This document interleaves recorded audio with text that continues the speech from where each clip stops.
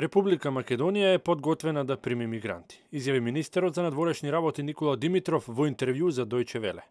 По повеќемесечните препукувања на политичките партии и тезите на опозицијата за потенцијалната опасност од мигрантски населби во земјава и отфрлањето на истите од власта како неоснован страф од непостоечки проблем, шефот на македонската дипломатија безмалку самиот понуди можност за прифаќање на бегалците од Блискиот Исток и од Африка. Ќе биде во интерес на македонските граѓани да бидеме дел од Европската Унија, а со тоа и би биле подготвени да го поделиме товарот. Власта досега упорно негираше дека планира населување мигранти, подкрепувајќи ги демантите со извештаи на неколку невладини организации кои што тврдат оти Македонија не е крајна дестинација, туку транзитна земја во бегалската криза. За нив проблемот е политички фабрикуван со еднократна употреба во пресред на локалните избори, а како аргумент се наведува фактот што од безмалку половина милион официјални или неофицијално двојно повеќе мигранти кои минале низ земјава, бројот на оние кои побарале азил е занемарувачки. Како и да е, тука е опцијата за нов мигрантски бран и можниот премолчен договор за солидарност при поделбата на товарот меѓу земјите членки и аспиранти за место во ЕУ, велат дел од експертите.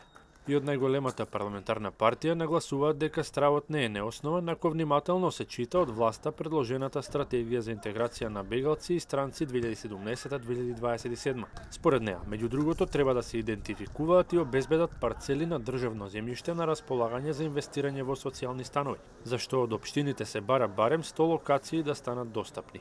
А иако не е одредено колкав ќе биде, буџетот се предвидува да биде обезбеден од државата и да биде 100%. Ова беше причина советите на повеќе општини да донесат одлука да се одржат референдуми за прашањето за населување на мигранти и тоа на денот на локалните избори.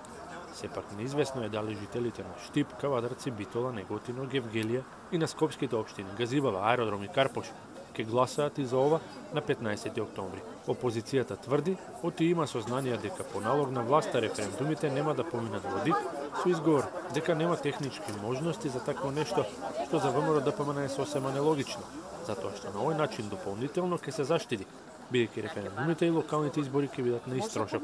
Едно е сигурно, дури и да не се одржат референдумите, ова прашање ќе биде меѓу главните теми на која партиите ќе кршат копија во предизборната кампања.